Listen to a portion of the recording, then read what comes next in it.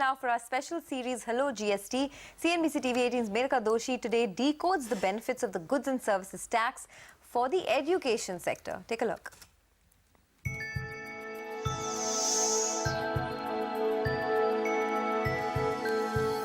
Today on Hello GST, we shine the spotlight on the education business. Will it stand to gain from GST? Whatever the services are being provided by the schools and the colleges is exempted or is in the negative list. Going forward, a similar situation should continue.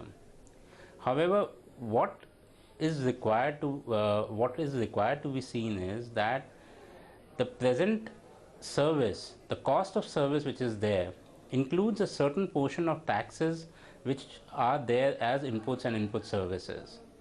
So if the final rate of tax is 14% and that is not being collected from the students, then there is an input taxes on rentals, on any services procured, on goods procured on which VAT is being paid, and essentially almost 6 to 7% of the final rate is already being inbuilt into the cost of providing that service. In case of GST, if the final fee in most of the cases is 18%, then the cost which gets inbuilt into the whole system would be almost 8 to 9%.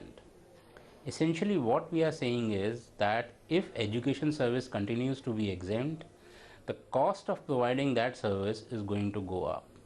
But given that education is really a difficult sector and is a sector of in terms of where the priority remains of the government to provide low cost education, the final tax cannot be levied or will not be levied in most of the situation.